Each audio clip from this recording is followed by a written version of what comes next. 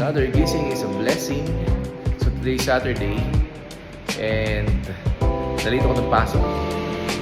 Pero mga customer natin hindi na-late and yung mga kasama naman natin is hindi rin naman na-late.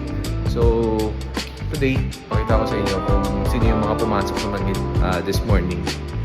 So, ngayong umaga, meron tayong Vespa na Primavera. Ang pinagawa sa atin ngayon, nagpakabit si Sir ng BGM suspension front and rear. Ayan. Tsaka terminal full system exhaust. Tapos papakabit din ata sa ng bagong spark plug.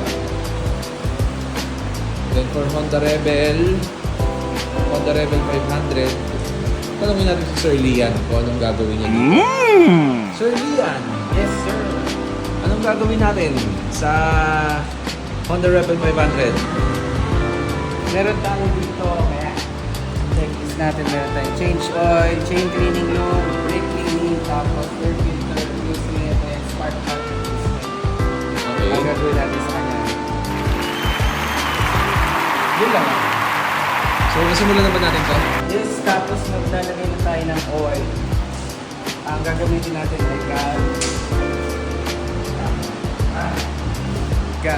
Yun, no? Ganda naman ng langis na yan.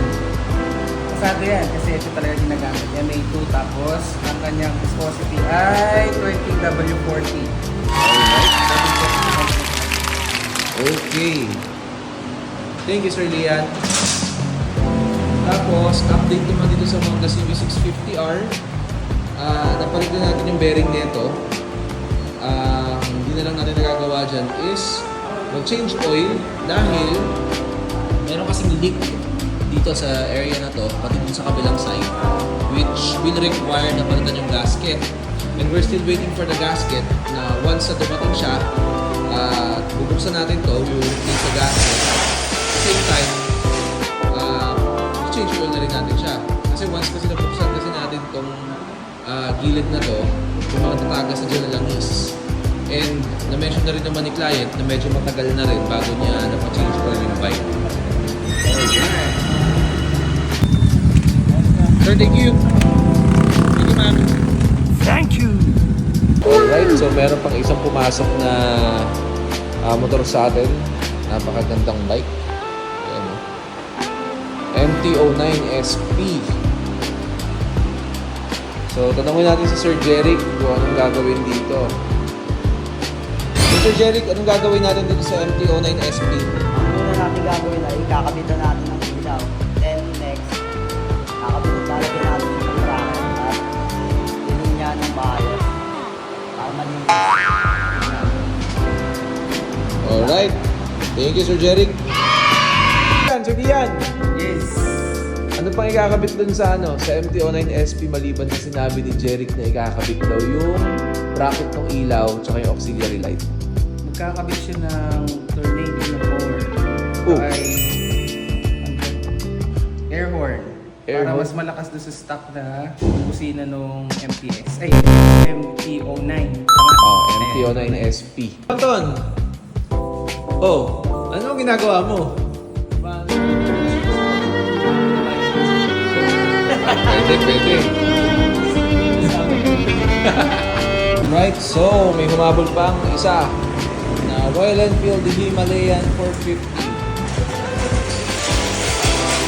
So ang gagawin naman natin dito, magpapa-PMS si Sir. Actually, halos bago pa yung motor niya, 1,300 pa lang yung mileage.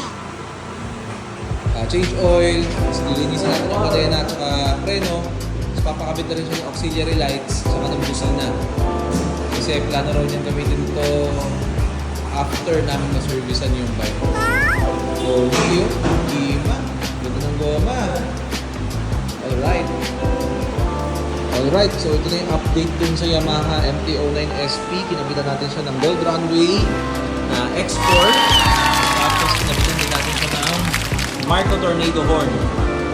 So, Sir Lian, testing naman. Bubuksan ako ng GR. Yan. So may control switch siya para ma-adjust mo yung pag-dim yung brightness ng ano, ng Gold Runway.